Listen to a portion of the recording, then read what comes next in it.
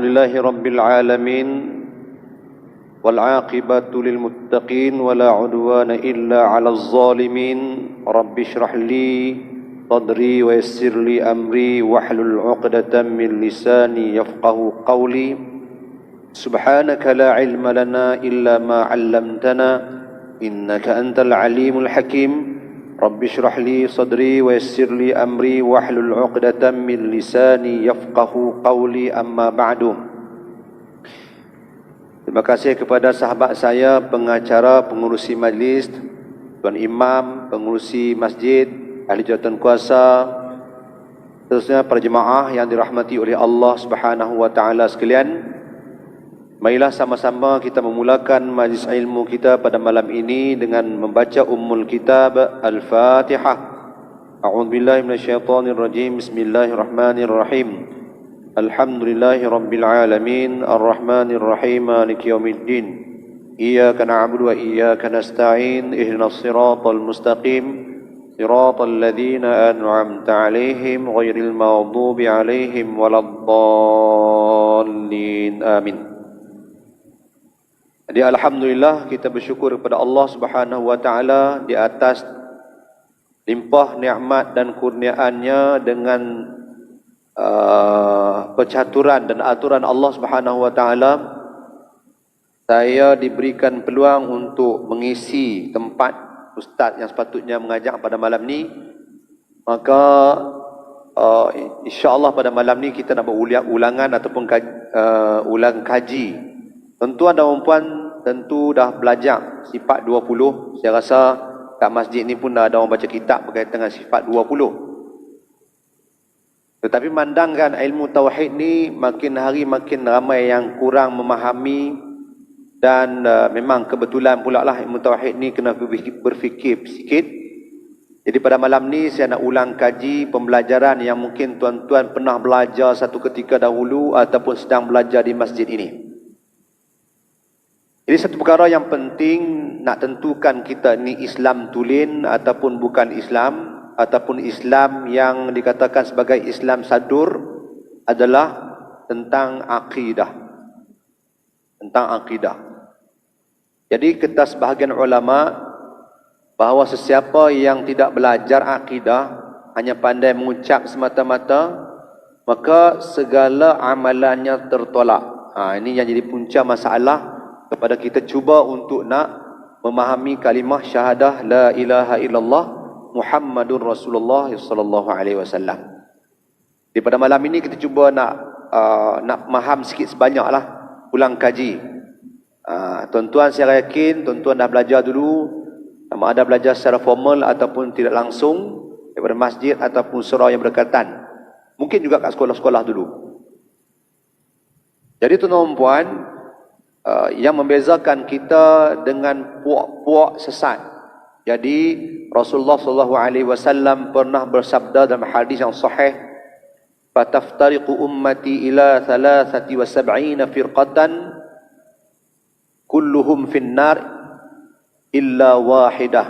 Atau kama qala, kata Nabi sallallahu alaihi wasallam, di akhir zaman nanti ada 73 puak daripada umat aku akan terpecah kepada 73. Semuanya akan berada di dalam neraka kecuali satu puak sahaja.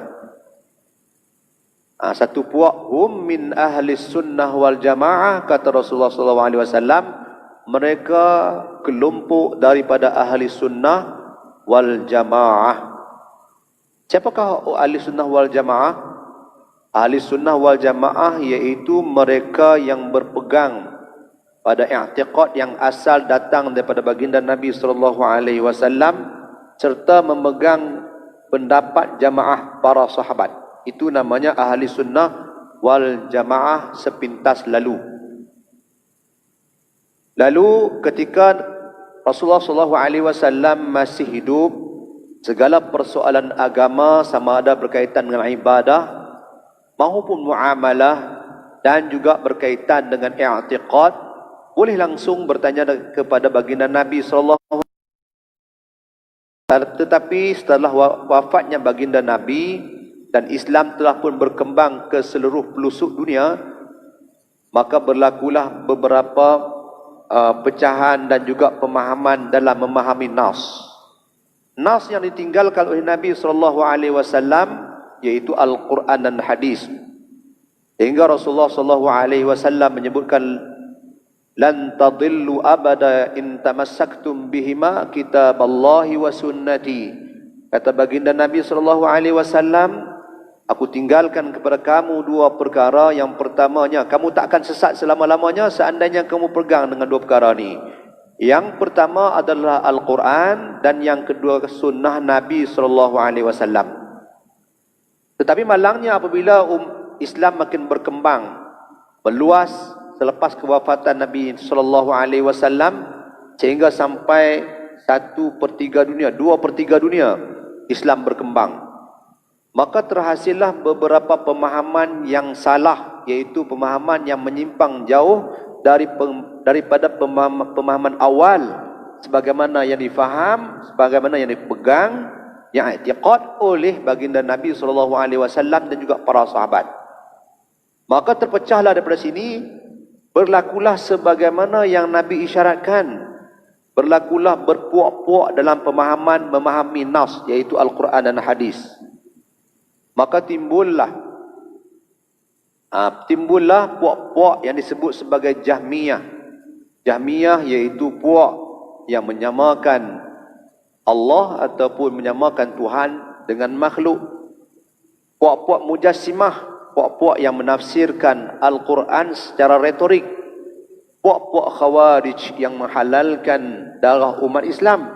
Puak-puak Syiah dan sebagainya.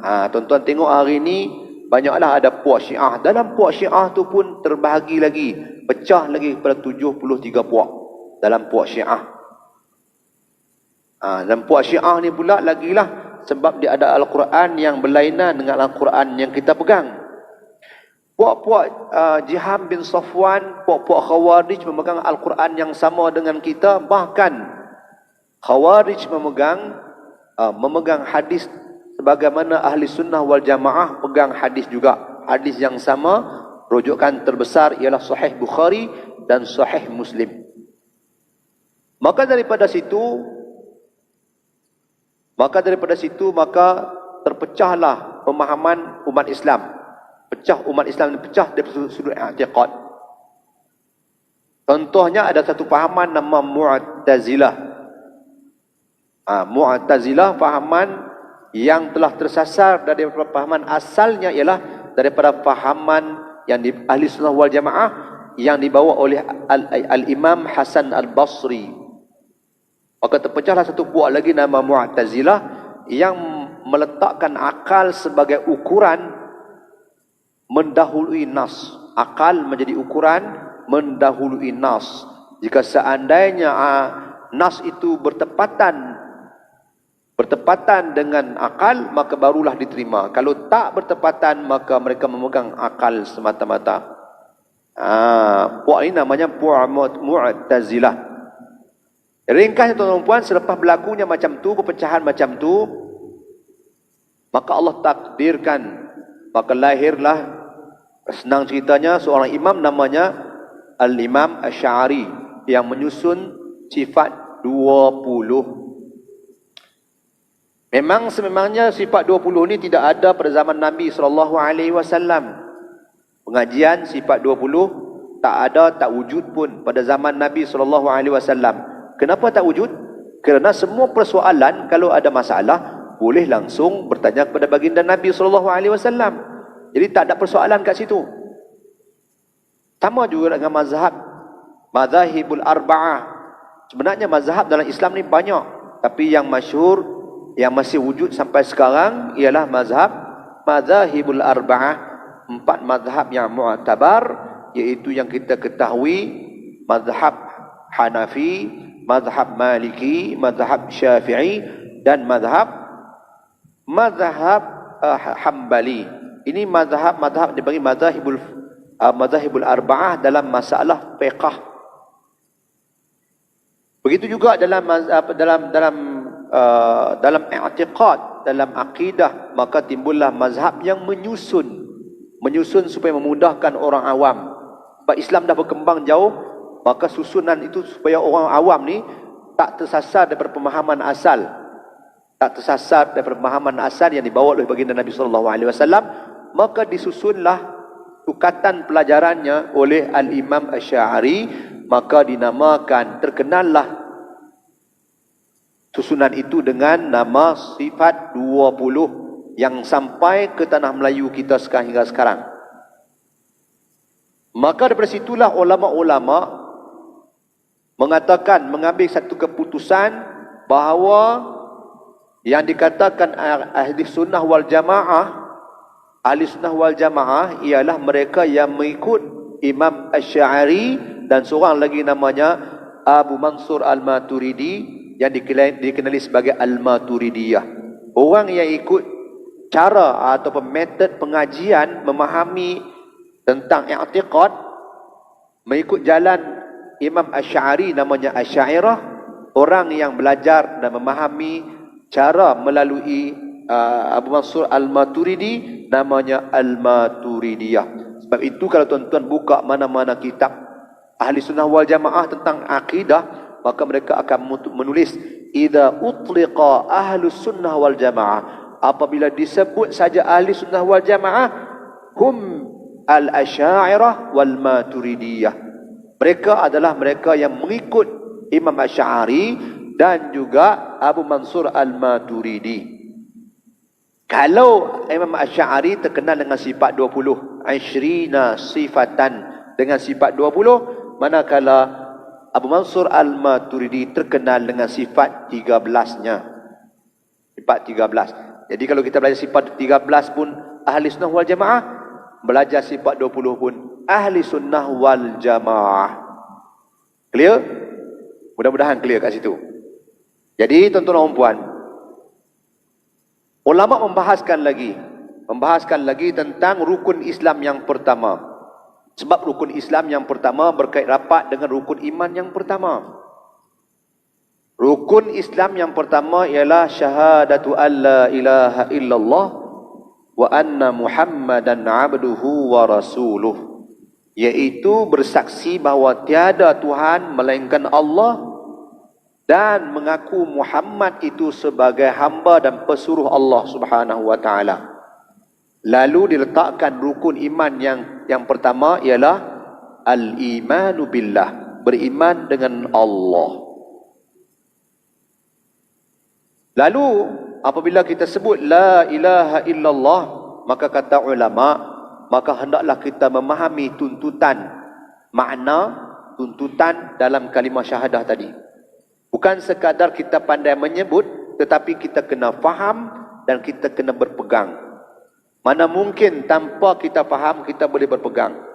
Maka justru itu kita kena faham kalimah la ilaha illallah, barulah kita boleh berpegang. Maka barulah sah i'tiqad. Di situlah maka timbullah kalam ulama menunjukkan bahawa tidak sah segala ibadah. Sama ada solat, sama ada puasa, sama ada zakat, sama ada haji, apa-apa saja berkaitan dengan ibadah tidak sah melainkan mereka memahami kalimah la ilaha illallah Muhammadur Rasulullah sallallahu alaihi wasallam. Nak memudahkan lagi, ulama-ulama kita ni kat Malaysia dulu tak ada sekolah-sekolah agama, tak ada universiti. Maka ulama-ulama pondoklah orang yang menyampaikan Islam kepada kita. Ulama pondok membaca kitab-kitab kuning tu, kitab-kitab Jawi tu, maka dia mengajar dari madrasah, dia mengajar di masjid dan surau cara bagaimana nak mengenal Allah Subhanahu wa taala. Sebab tuntutan la ilaha illallah itu sebenarnya adalah untuk mengenal Allah. Sebab itu dalam la ilaha illallah ada 4 rukun yang wajib kita ketahui. Sama dengan rukun sembahyang juga. Rukun sembahyang ada 13. Kalau salah satunya contohnya ialah berdiri betul. Kalau sekiranya mampu. Maknanya kalau kita mampu berdiri betul, maka wajiblah kita berdiri betul. Kalau tak berdiri betul, maka tak sahlah solat tersebut. Itu maksud rukun. Begitu juga dalam syahadah. Mana syahadah dia ada 4 rukun. Yang pertama isbat zat. Isbat ni maknanya kita mengaku sungguh ada Allah Ta'ala. Zat Allah Ta'ala tu ada. Allah itu nama kepada zat. Nama kepada zat Allah yang kita sebut Allahu Akbar. Allah, lafaz kalimah Allah itu adalah nama kepada zat, nama kepada Tuhan. Siapa Tuhan? Tuhan itu zat yang mesti ada. Itu kaedah pengajian lah tu. Kaedah pengajian. Ni saya ulang kaji ni sebab saya laju. Saya faham tuan-tuan dan puan dah belajar dah. Jadi kalimah la ilaha illallah dalam tu nak cerita tentang Allah itu Tuhan. Bab rukun iman yang pertama adalah al-imanu billah, beriman dengan Allah. Macam mana rupa nak beriman dengan Allah? Rupa nak beriman dengan Allah yang pertama sekali isbat pada zat. Tuan-tuan catat, kalau boleh catat, kalau tak boleh catat dalam kepala. Yang kedua, isbat pada sifat. Yang ketiga, isbat pada af'al. Yang keempat, isbat pada asma'. Ada 4 rukun. 4 rukun ni kalau kita termis salah satu, maknanya tidak sah kalimah la ilaha illallah. Apabila tidak sah kalimah la ilaha illallah, maka zahirnya kita nampak kita orang Islam, batinnya tak dikira sebagai orang Islam. Yang ni yang Tok Guru duk tekan ni. Tuan-tuan, kalau tuan-tuan ingatlah, kita pergi mengaji di pondok mana-mana pun, jarang sekali Tok Guru mengajak kita tafsir. Tak.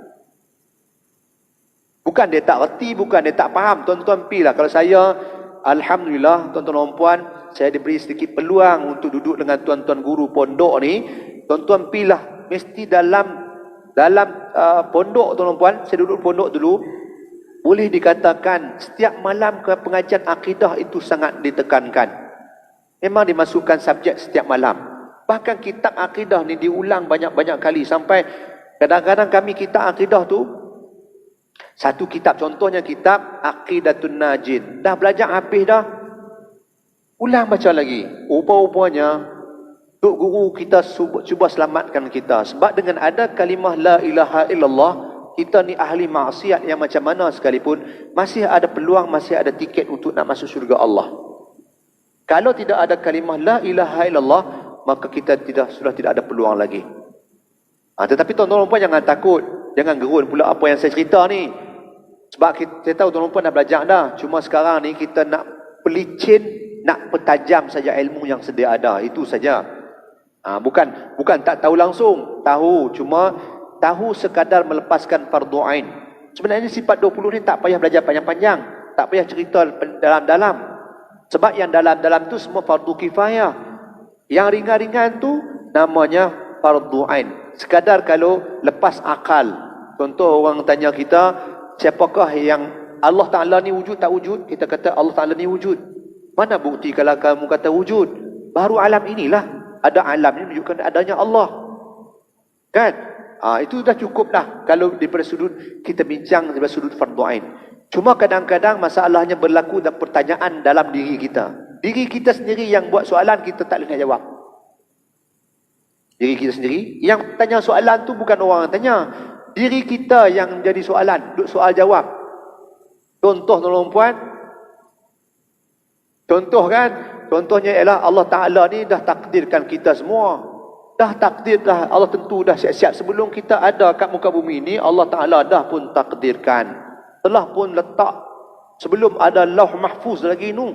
Sejak azali lagi Allah letak dah. Seseorang tu ahli maksiat ke, seseorang tu ahli ta'at ke, dia ni nak jadi apa ke, dia ni jadi apa ke, semua Allah Ta'ala letak dah. Tiba-tiba bila kita mai ke dunia ni, kita ahli maksiat, masuk neraka. Macam Allah Ta'ala tak adil pula. Nampak? Soalan tu bukan orang tanya, diri sendiri yang tanya di dalam. Maka kita bermain-main, nampak macam Tuhan tak adil. Kenapa tak adil? Iyalah. Kenapa dia yang takdirkan orang tu buat maksiat, dia juga yang angkat buh dalam neraka? Tak adil ya? Nampak tak? Jadi persoalan macam tu dapat dirungkaikan dengan ilmu yang benar dan tepat melalui pengajian sifat 20. Yang lebih dalam sikit. Yang lebih dalam sikit. Kan? Selalu soalan tu ditanya orang. Kita pun jadi keliru. Kan? Kalau dah takdir, buat apa nak doa? Betul tak? Buat apa kita doa? Allahumma ba'idna min sayyi'il asqam. Ya Allah, ya Tuhanku, lindungilah aku ni, keluarga kami lah semuanya daripada penyakit yang berjangkit. Minta doa tapi mati juga kena COVID. Kan? Dah tahu kena takdir, doa apa lagi? Dah tahu dah rezeki kita tu sekadar yang ada sehari RM50, buat apa nak usaha teruk-teruk? Cukup dah RM50, buat apa ikhtiar lagi nak cari usaha lebih? Nampak? Persoalan itu bukan orang yang tanya, tapi diri sendiri yang tanya, tak ada jawapan nak bagi. Sebab apa tak ada jawapan nak bagi? Sebab tak mendalami kalimah la ilaha illallah dan tak faham sifat 20 secara dalam. Jadi tuan-tuan dan puan, sebab itu ulama mengatakan bahawa wajib mengaji sifat 20 secara fardu ain, dan kalau persoalan tu timbul, kita kena wajib juga belajar sampai hilang segala syubhah. Syubhah ni segala persoalan yang berlaku dalam diri kita tu sampai terjawab. Tuan-tuan dan puan, saya pernah menghadap ada orang bertanya, Tuan Ustaz, dia tanya, Allah Ta'ala ni sifat dengan kudrah tak? Saya jawab, iyalah, Allah Ta'ala memang sifat dengan kudrah, sifat dengan berkuasa. Baik, kalau saya katakan bahawa Allah Ta'ala boleh menjelma seorang lelaki turun ke bumi, dia berkuasa tak? Tengok, tengok soalan tu. Soalan tu sebenarnya terbit daripada hati dia, daripada akal yang dia berfikir. Tetapi oleh kerana akal dia tu melampaui daripada ilmu, maksudnya dia tak belajar langsung tentang kaedah yang sebenar, menyebabkan benda tu terkeluar daripada mulutnya dan bertanya kepada saya. Nampak tak? Nampak? Dia keliru.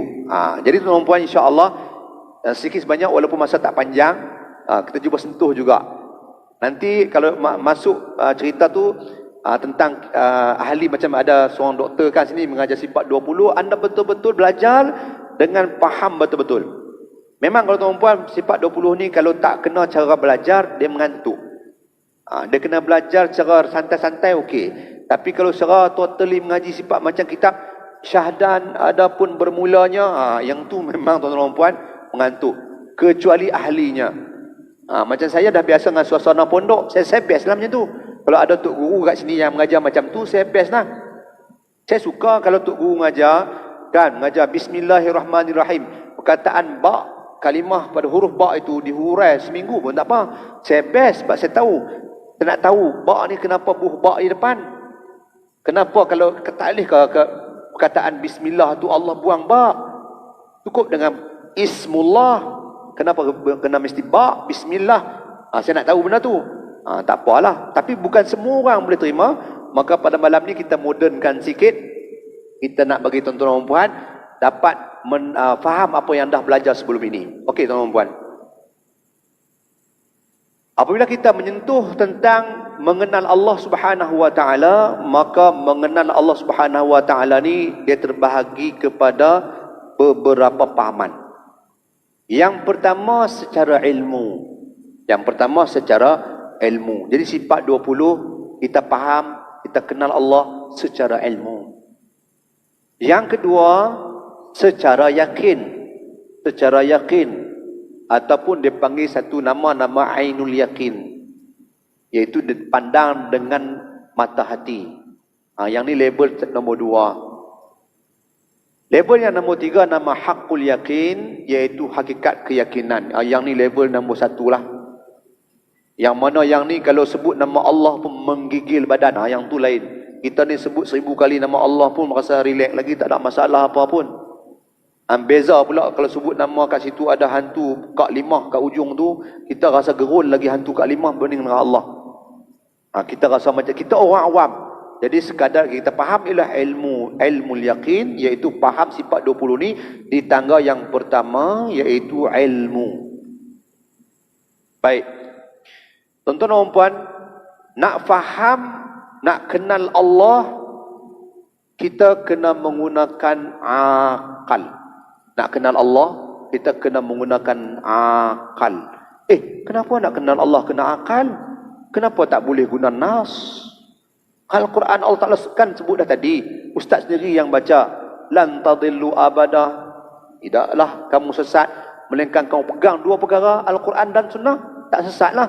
Kenapa tiba-tiba nak pegang dengan akal? Sebab tuan-tuan dan puan, ini pun khilaf ulama, di antara sebahagian ulama mengatakan bahawa nak kenal Allah mesti kena kenal dengan akal, baru selari dengan akal yang diselarikan dengan nafs. Akal yang diselarikan dengan nafs, bukan akal semata-mata. Macam tadi ni ada persoalan tanya, Allah Ta'ala tu berkuasa kan, tiba-tiba Allah Ta'ala nak turun ke bumi. Satu turun, dah tu turun sebentuk laki-laki. Boleh kan ustaz kan? Sebab dia berkuasa. Itu akal juga, tapi akal yang tak diselarikan dengan nafs. Jadi sekarang ni kita nak faham, nak kenal Allah dalam bentuk akal yang diselarikan dengan nafs. Mana nafsnya? Laisa kamitslihi syai'. Allah tidak menyerupa dengan sesuatu pun. Tak serupa dengan sesuatu pun. Maknanya tak serupa. Selagi mana nama makhluk tak akan serupa dengan nama makhluk. Baik tuan-tuan dan puan. Baik. Bila kita nak gunakan akal, maka terbahagilah hukum akal. Akal kita menghukum tu terbahagi kepada berapa? Terbagi kepada 3. Al-hukmul aqliyu yanhasiru ila thalathati aqsamin. Hukum akal terbahagi kepada 3. Kan, belajar kan? Saya yakin anda belajar. Cuma malam ni kita buat ulang kaji sahaja. Yang pertamanya ialah al-wujub, iaitu wajib. Kalau bahasa Melayu kita berwajib lah. Ataupun kita sebut dalam bahasa yang lebih mudah, al-wujub artinya pasti. Mesti. Wujub artinya pasti ataupun mesti. Al-wujub. Yang keduanya nama al-istihalah. Al-istihalah. Hukum akal terbahagi kepada 3. Yang pertamanya al-wujub, artinya pasti. Yang keduanya al-istihalah, tak terima. Tak terima ataupun disebut sebagai tak ada langsung. Tak ada langsung. Tak terima ataupun tak ada langsung, namanya maksud daripada perkataan istihalah. Dapat? Dapat nak? Kemudian yang ketiga namanya al-jawaz, artinya harus. Harusnya boleh jadi terima dengan akal, boleh jadi tak terima dengan akal. Itu mana harus? Ini namanya hukum akal. Siapa yang hukum? Siapa yang jadi hakim? Akal menjadi hakim. Hukumnya al-wujub, al-istihalah, al-jawaz. Siapa yang kena hukum? Allah yang kena hukum. Zat Allah tu yang kita nak hukum. Kita nak hukum dengan sifat ada ke, sifat tak ada ke. Itu namanya al-mahkum alaih. Saya ulang tuan-tuan, tuan-tuan yang keliru. Mudah, sangat mudah saya nak tuan-tuan. Hukum akal terbahagi kepada 3. Bila sebut kata hukum, dah tentu hukum ni keputusan. Dalam bahasa Arab disebut hukum. Macam kita masuk mahkamah, dalam mahkamah. Mahkamah tu tempat menghukum. Mahkamah tu bahasa Arab, dipanggil ismul makan, tempat buat hukuman. Okey. Orang yang buat keputusan, nak kena 12 tahun penjara ke, nak kena gantung sampai mati ke, namanya hakim. Hakim. Tertuduh namanya mahkum alaih. Nama apa? Mahkum alaih. Orang yang kena hukum dalam bahasa Arab disebut sebagai mahkum alaih. Yang hakim kata kamu kena penjara 12 tahun, kena gantung sampai mati. Hukuman tu dikeluarkan tu namanya hukum. Keputusan. Sama juga dalam kaedah nak memaham hukum akal. Akal kita yang menghukum tu nama hakim. Allah Ta'ala yang kita hukum, sama ada hukum dengan sifat wajib ataupun sifat istihalah, maka namanya Allah tu mahkum alaih. Clear? Baik, sifat bila kita kata Allah Ta'ala tu sebagai mahkum alaih, jadi akal kita yang fikir Allah Ta'ala ada ke tak, bersifat dengan ada tak, mesti ada. Perkataan mesti ada Allah namanya wujub. Namanya wujub. Allah mesti ada. Perkataan mesti ada tu pasti ada, namanya wujub. Yang itulah nama hukum akal. Yang tu nama hukum akal. Manakala al-istihalah artinya tak mungkin. Istihalah artinya tak mungkin, tak terima. Contoh, Allah Ta'ala tu pekak. Istihalah kita sebut. Tak terima sama sekali. Akal tak terima sama sekali bahawa Allah Ta'ala tu pekak. Perkataan tak terima, tak mungkin, namanya istihalah daripada istilah hukum akal. Clear? Baik. Yang ketiga namanya jawaz. Jawaz maksudnya, jawaz artinya akal kita boleh terima, boleh accept bahawa Allah Ta'ala berkuasa tiap-tiap sesuatu. Sama ada nak wujudkan sesuatu ataupun nak mentiadakan sesuatu. Allah Ta'ala maha kuasa nak buat benda tu. Contohnya, Allah Ta'ala buat dah alam sekalian yang kita tengok sekarang ni, bumi, langit, bumi dan sebagainya. Sampai masa hari kiamat, Allah Ta'ala gulung semua alam ni. Kemudian Allah Ta'ala nak cipta pula lagi sekali. Nak buat lagi sekali keadaan sekarang, macam sekarang ni. Pada akal kata jawaz, diterima pada akal. Itu namanya hukum akal. Selari tak dengan Al-Quran? Selari. Mana buktinya? Innallaha ala kulli syai'in qadir. Sesungguhnya Allah Ta'ala atas tiap-tiap sesuatu tu berkuasa. Selari tu. Sebab itu dalam kaedah memahami la ilaha illallah perlu diselarikan antara nas dan juga antara akal. Kalau kita menggunakan akal, maka kita akan jadi puak-puak Mu'tazilah. Kalau kita mendahulukan akal, maka kita akan faham macam mana Mu'tazilah faham. Mu'tazilah faham apabila seseorang kanak-kanak yang bukan Islam, yang belum balik, meninggal dunia, maka anak ini tak akan masuk ke dalam syurga dan tak akan masuk ke dalam neraka. Mereka duduk di tengah-tengah, namanya RNR.